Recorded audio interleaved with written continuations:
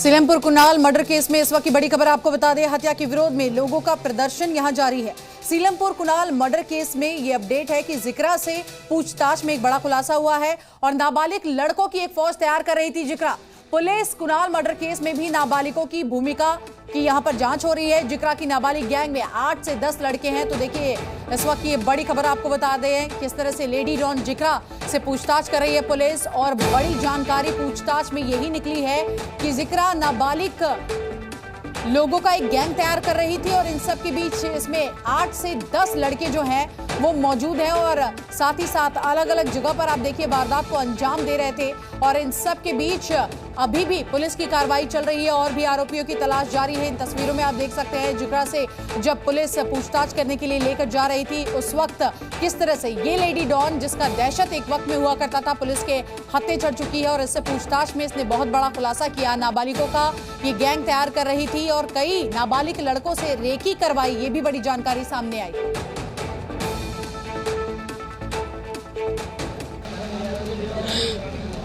दिल्ली के कुनाल हत्याकांड में पुलिस की टीम सबूतों की तलाश कर रही है।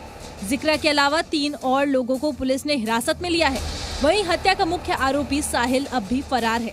अब पुलिस की 10 टीमें आरोपियों की तलाश में लगातार छापेमारी कर रही हैं। दिल्ली पुलिस के लिए ये पता लगाना चुनौती है कि लेडी डॉन के साथ साजिश में और कितने लोग शामिल थे। वहीं कुनाल की हत्या की असली वजह भी अब सामने आई है।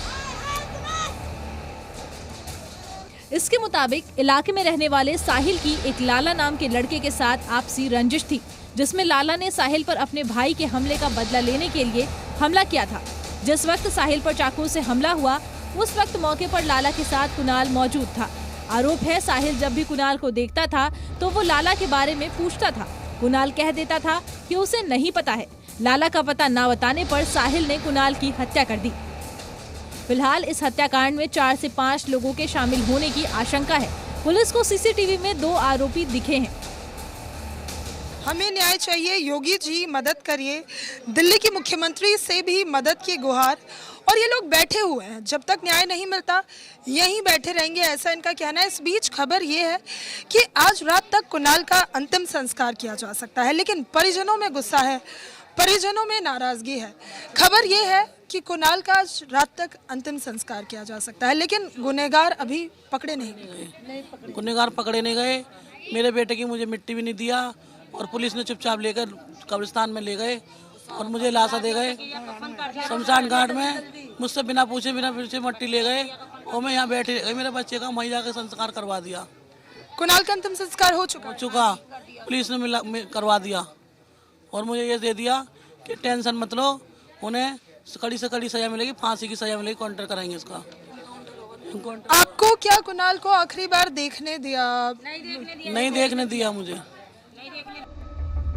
कुनाल हत्याकांड में एक और खुलासा हुआ है, जिसके मुताबिक लेडी डॉन जिक्रा से हत्यारों की मुलाकात हुई थी। हत्या के बाद जिक्रा से हत्यारे मिले थे, लेकिन मर्डर के वक्त जिक्रा मौके पर नहीं थी। वहीं कहा जा रहा है कि जिक्रा हाशिम बाबा की पत्नी जोया से प्रेरित थी। जिक्रा जोया जैसा बनना चाहती थी।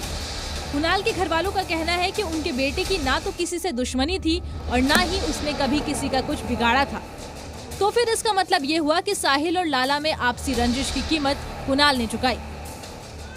नीतू झा के साथ ब्यूरो रिपोर्ट, जी मीडिया।